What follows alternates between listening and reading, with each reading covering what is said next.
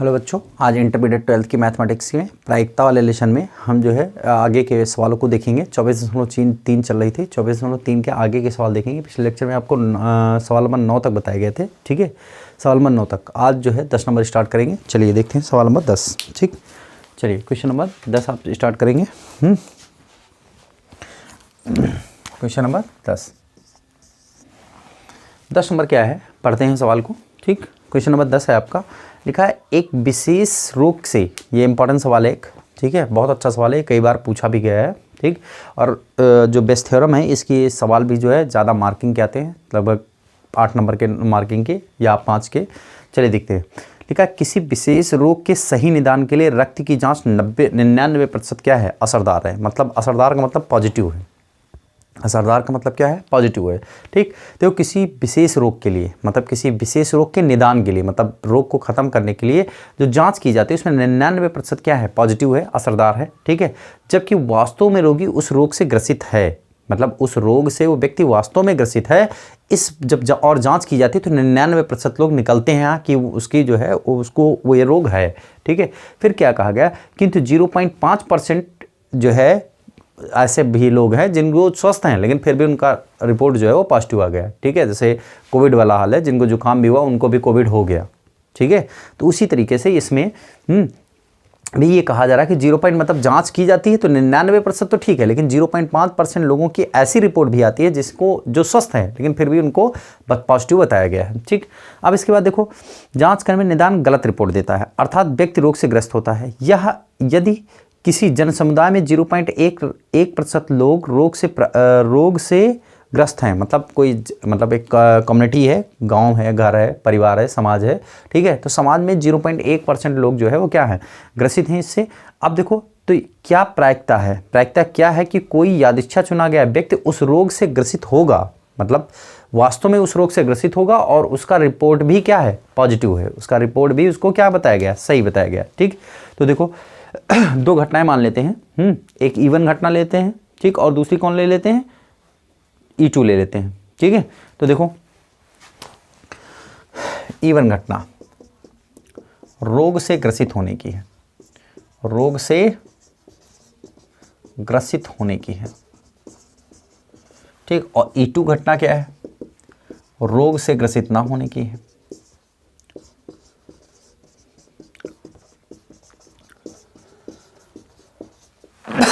ठीक। E2 घटना रोग से ग्रसित ना होने की, ठीक है।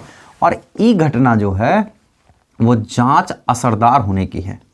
जांच कैसी है, असरदार है, ठीक। जांच कैसी है, असरदार है। शुरू करें, ठीक।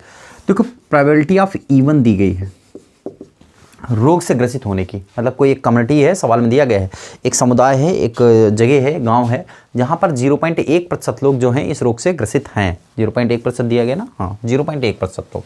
तो 0.1% लोग, मतलब 0.1 बटे कितना, 100, पॉइंट हटाओ 0 बढ़ाओ, मतलब ये हो जाएगा 0 के ऊपर 1 लिखो, फिर 1 2 3, ये भी लग गया आपका, ठीक है। ये हो गया P। अब जरा PE/E2 निकाल लो, PE2 मतलब जो रोग से ग्रसित ना हो, इसमें से घटा दो एक में से, ठीक है। एक में से आप 1 बटे क्या करेंगे, ये घटा देंगे 1000, तो इसका मतलब क्या हो गया, 1000 माइनस के 1 बटे 1000, मतलब 999 बटे 1000। 0.99% लोग जो है वो ग्रसित नहीं है, ठीक है। ई घटना जो है जांच असरदार होने की है, मतलब हम लिखेंगे क्या, प्रोबेबिलिटी ऑफ E बाई कितना, E1। तो इसका मतलब क्या हुआ, ठीक है, कि उनको भाई जी जांच असरदार है। जांच कैसी है, असरदार है, जबकि वह रोग से ग्रसित है। जांच ऐसे लिखेंगे, जांच असरदार है मतलब पॉजिटिव है, असरदार है, जबकि व्यक्ति वास्तव में ग्रसित है, वास्तव में रोगी है।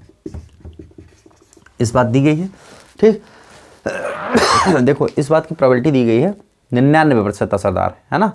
PE/E1 जो है वो कितनी है, 99% कितनी है, असरदार है। ये हो गया आपका PE1 आपका निकल आया, PE2 निकल आया, E हो गया, तो PE1/E चाहिए, ठीक है। तो PE1 हो जाएगा आपका, एक मिनट, और E/E1 99%, तो 99% लिख लो, 99% मतलब 99 बटे कितना, 100। और प्रोबेबिलिटी ऑफ E/E2 है ना। देखो प्रोबेबिलिटी ऑफ E/E2 कैसे ज्ञात करेंगे आप, देखो जांच जो है वो असरदार है, रिपोर्ट बता रही है कि जांच कैसी है, असरदार है, परंतु व्यक्ति रोगी नहीं है, व्यक्ति को रोग नहीं, लेकिन फिर भी बता दिया गया, ठीक है, रोगी नहीं है, ठीक, व्यक्ति रोगी नहीं है, ठीक। तो इसकी कंडीशन दी गई है आपको 99%, जबकि 0.5% दिया गया है, क्या दिया गया है, 0.5%, तो ये हो जाएगा आपका 0.5%, मतलब 0.5 बटे कितना, 100, हटा दो 1000, ये हो गया आपका, ठीक। अब देखो सवाल में पूछा क्या गया है, पूछा गया है कि जांच तो असरदार है, मतलब E, लेकिन वह व्यक्ति जो है वास्तव में रोग से ग्रसित है, मतलब E1 है ना, प्रोबेबिलिटी ऑफ E1, ठीक है। तो ये हो जाएगा probability of E1 into probability of E/E1 संपूर्ण प्रायिकता बटे में प्रोबेबिलिटी ऑफ E1 और probability of E/E1 plus probability of E2 probability of E/E2, ठीक है, ये हो गया आपका। वैल्यू रख लेंगे सारी, probability of E1, probability of E1 0.01 है, 0 पॉइंट कितना है, 0.01 0.001 गुणे E/E1 की वैल्यू कितनी आई है, ये 0.99 0.99, ठीक। ये इसको ऐसा करिए कि आप पॉइंट्स में ही रखिए, तो पॉइंट्स में आंसर निकालने में थोड़ी सी आसानी हो जाएगी, ठीक है। कैलकुलेशन नहीं करना, चाहे जैसे रख लो, आप कैलकुलेशन अपने अपने तरीके से कर सकते हैं, ठीक। तो यहाँ पर 1/1000 रख लेते हैं, P1 की E/E1 की वैल्यू जो है वो 99/100 है, बटे 1/1000 गुणे 99 बटे कितना, 100 प्लस P2 की वैल्यू, प्रोबेबिलिटी ऑफ E2 जो है वो 999 बटे में कितना है 1000 गुणे E/E2 की वैल्यू कितनी है 5/1000, 5 बटे कितना 1000, 5 बटे कितना 1000, 5 बटे कितना है 1000। आप इन सब की वैल्यू आप रख के अच्छे से कैलकुलेट करेंगे तो इसका आंसर आपको मिल जाएगा, ठीक है। 1/1000, देखो 1/1000, हाँ इसका कैलकुलेशन कर लीजिए, आंसर स्क्रीनशॉट लीजिए, सही है, ठीक हो गया। चलिए सवाल नंबर 11 पे आते हैं। ये 10 नंबर 11 नंबर सब काफ़ी इंपॉर्टेंट सवाल है, शुरू करते हैं।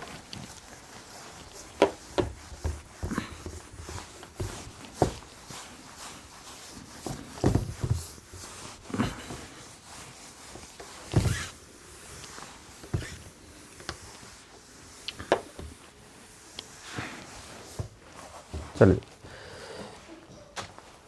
11 नंबर है, एक बीमा कंपनी 2000 स्कूटरों, ठीक है, 2000 स्कूटर चालकों, 4000 कार चालकों और 6000 ट्रक चालकों, मोस्ट इंपॉर्टेंट सवाल है, ठीक है। देखिए एक बीमा कंपनी जो है 2000 स्कूटर चालकों, ठीक है, 4000 जो है कार चालकों और जो है 6000 ट्रक चालकों का बीमा करती है, ठीक है, इतने लोगों का बीमा करती है। तो देखो बीमा कंपनी स्कूटर चालक कौन कौन से हैं, कितने हैं, देखो स्कूटर चलाने वाले कितने हैं, स्कूटर का चालकों को 2000, ठीक है। कार चालकों का कितना करती है, देखो स्कूटर चालकों का करती है कितना 2000, कार चालकों का 4000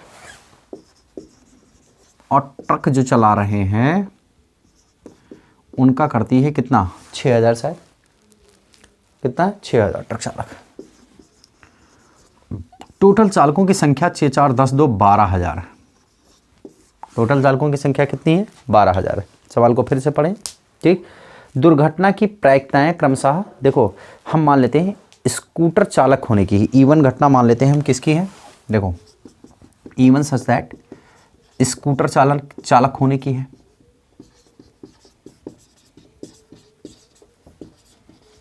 E2 घटना है आपके पास कार चालक की,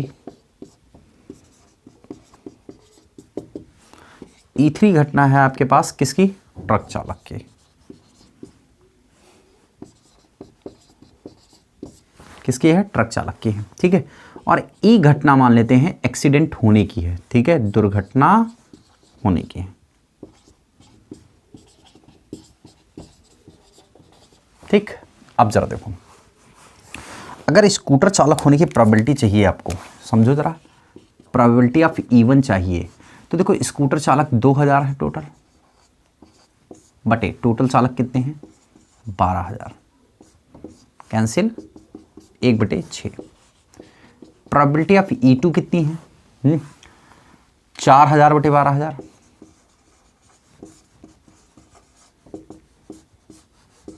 हाँ, 4 3 12, 1/3। प्रोबेबिलिटी ऑफ E3 मतलब ट्रक चालक होने की प्रोबेबिलिटी 6000 बटे 12000, ठीक है। 6000 भाई टोटल अनुकूल परिस्थिति बटे कुल परिस्थिति, कुल परिस्थिति सबकी 12000 है, उसमें से अनुकूल परिस्थितियाँ लिख दे रहे हैं, तो तीनों कैंसिल, 6 दूनी 12, 1/2, ये हो गई आपकी, ठीक। अब देखो, हम आपको ज्ञात क्या करना है? प्रोबेबिलिटी ऑफ, आपको पता है कि E/E1 कहा गया है ना।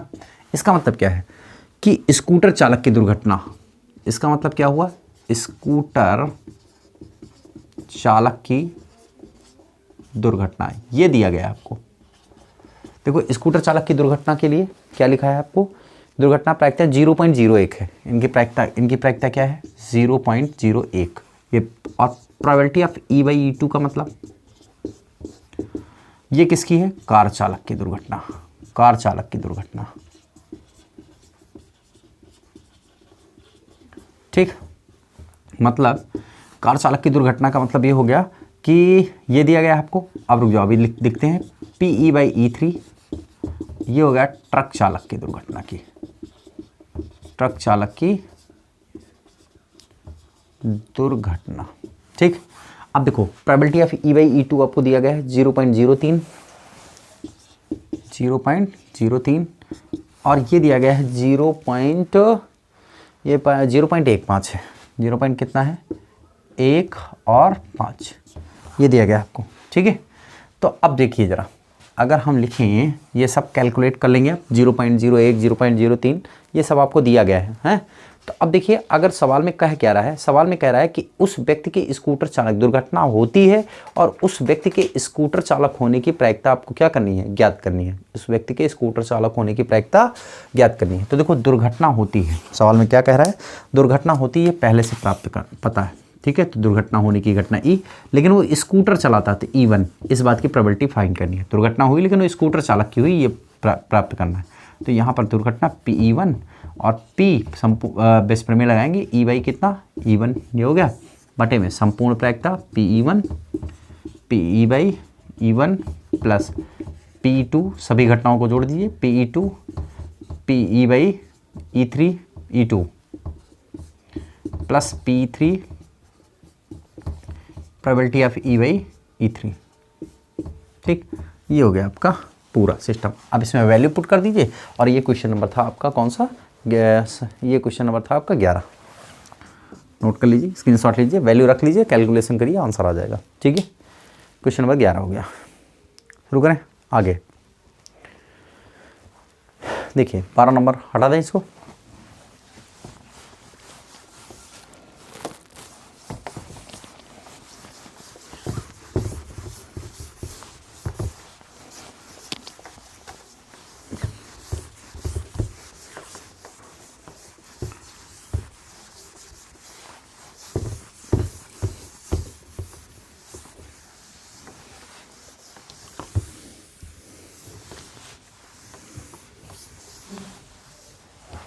चलिए देखिए,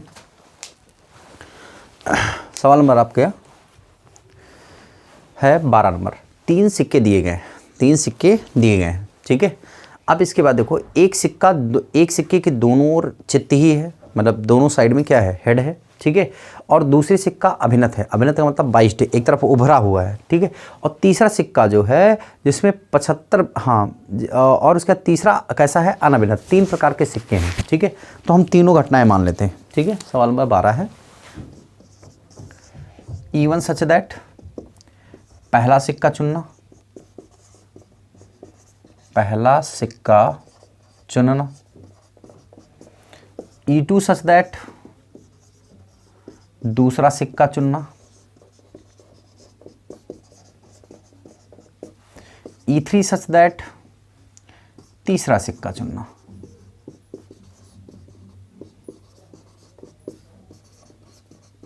ये मान लेते हैं, ठीक।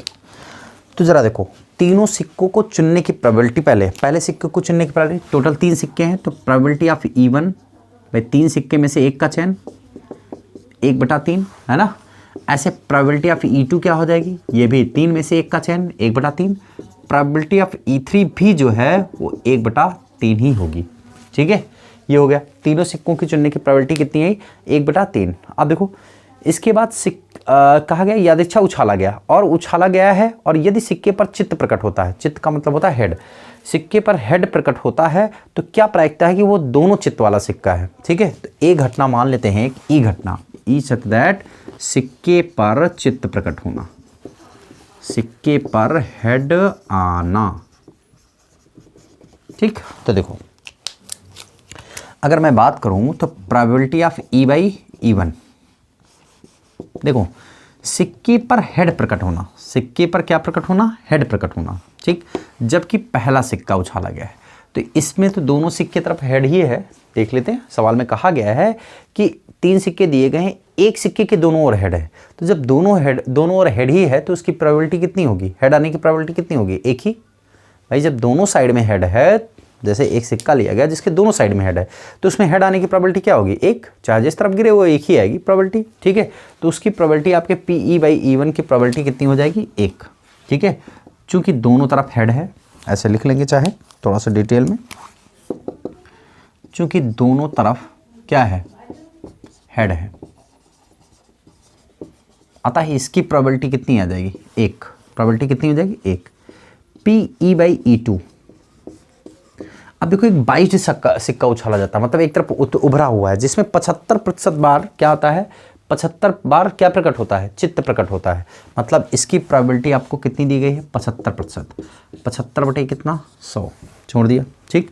अब इसके बाद तीसरा सिक्का चुना जाता है, PE/E3, मतलब जो अनबाइज्ड है, अनबाइज्ड मतलब उभरा नहीं है, सीधे, तो उसमें हेड आने की प्रायिकता क्या होती है, 1/2।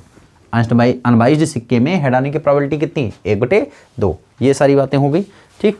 अब देखो आपको फाइंड क्या करना है कि सिक्के पर हेड आता है, ये बात तो पता है, प्रोबेबिलिटी आप सिक्के पर क्या आता है, हेड आता है, लेकिन वो उछाला गया जो सिक्का है वो दोनों तरफ चित्त वाला है, दोनों तरफ कौन सा है, चित्त वाला सिक्का है। ये आपको क्या करना है, फाइंड करना। तो PE1/E आपको क्या करना है, फाइंड करना है, मतलब प्रोबेबिलिटी ऑफ E1 और प्रोबेबिलिटी ऑफ E/E1 बटे probability of E1, probability of E/E1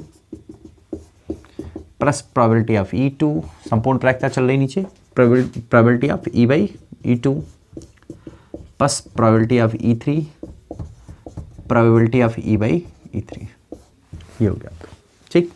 तो इस तरीके से कहने का मतलब ये है कि आप पूरे सिस्टम को, अब यहाँ पे ये पूरी वैल्यू उठा के सब रख सकते हैं, सारी वैल्यू पता है आपको, 1/3, 1/3, यहाँ से 1 रख सकते हैं, 75, हाँ सब रख सकते हैं, आंसर आ जाएगा, ठीक है। कैलकुलेट कर लीजिएगा। ये था सवाल नंबर 12। आगे बढ़ते हैं, सवाल नंबर 13 पे आते हैं। सवाल नंबर 13,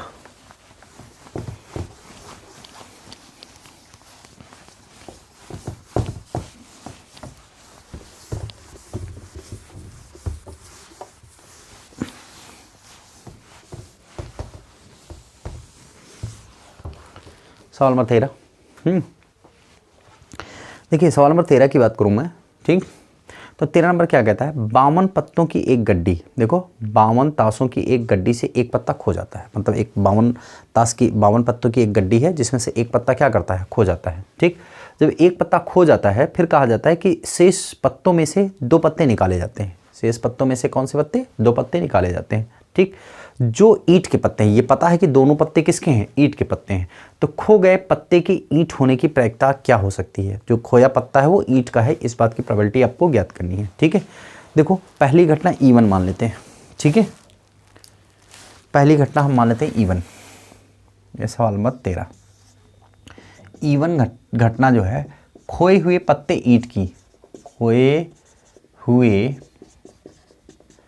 पत्ते के ईंट के होने की। अब ईंट के कितने पत्ते होते हैं, प्रोबेबिलिटी ऑफ इवन फाइंड कर लो इसी वक्त। ईंट के टोटल पत्ते होते हैं कितना, 13 और बटे में कितना 52, मतलब ये तो पूरे तरीके हैं, मतलब 1/4 प्रोबेबिलिटी ऑफ कितना हो गया 1/4, मतलब जो खोया हुआ पत्ता ईंट का है उसकी प्रोबेबिलिटी कितना है 1/4, ये हो गया आपका। अब इसका देखो खोए गए पत्ते के ईंट के ना होने की E2 मान लेते हैं क्या, खोए हुए पत्ते के ईंट के ना होने की, ना होने की, तो प्रोबेबिलिटी ऑफ E2 जो है वो कितनी हो जाएगी, प्रोबेबिलिटी ऑफ E2 का मतलब हो गया आपके पास देखो ना होने की, तो 1 - 1/4 कर लो भाई, घटा दो इसमें से, ये ईंट की होने की है ना होने की है, तो 4 × 4 में से 3/4 ये निकाल लिया मैंने। ठीक, अब देखो अगर मैं एक घटना और मान लूँ, सवाल में कह रहा क्या रहा, फिर से एक बार पढ़ लेते हैं। 52 ताश के गड्ढे में से एक पत्ता खो जाता है, शेष 2 पत्तों में से 2 पत्ते निकाले जाते हैं जो ईंट के पत्ते हैं। ये पहले से पता है कि पत्ते किसके हैं, ईंट के हैं। ठीक है, 2 पत्तों के निकालने की घटना। ठीक है, तो देखो ई जो है ई सच दैट 2 पत्तों को निकालने की घटना,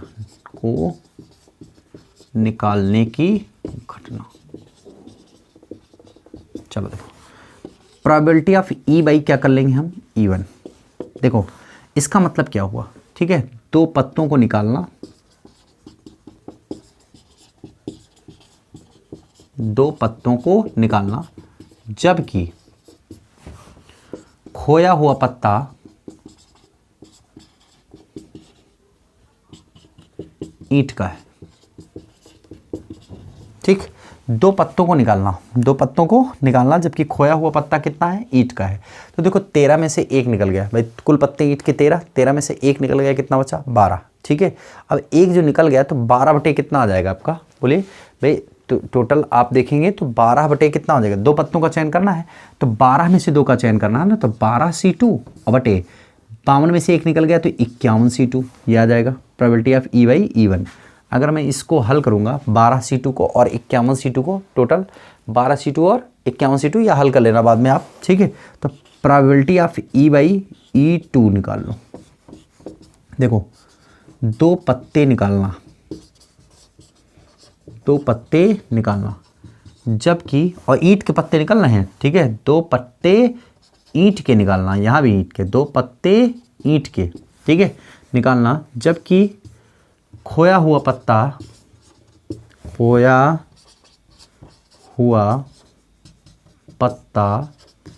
ईंट ना हो, खोया हुआ पत्ता ईंट ना हो।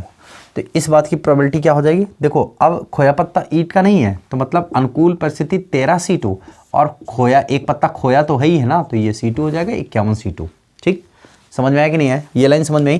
देखो 2 पत्ते निकालने के, 2 पत्ते ईंट निकालने की, ईंट के पत्ते निकालने की प्रायिकता, जबकि खोया हुआ पत्ता ईंट नहीं है, तो टोटल ईंट मतलब जो पत्ता खोया है एक, उसमें से ईंट नहीं है, तो मतलब टोटल पत्ते ईंट के कितने हैं आपके पास 13, तो 13 में से 2 का चयन, तो 13C2, लेकिन एक जो खो गया है वो टोटल मतलब प्रदर्श समिष्टि तो घटेगा ना भाई, 52 होते हैं, 52 में से 1 निकल गया 51, और उसमें से 2 चुनना, 51C2। तो ये हो गया आपको। अब सवाल में कह क्या रहा है, आखिरी लाइन पढ़ेंगे, लिखा है तो खोए गए पत्ते के ईंट होने की प्रायिकता ज्ञात करनी है। खोए गए पत्ते के ईंट होने की प्रायिकता, तो प्रोबेबिलिटी ऑफ E1 बाई, जबकि निकला हुआ पत्ता ईंट है, तो probability of E1 into probability of E by E1।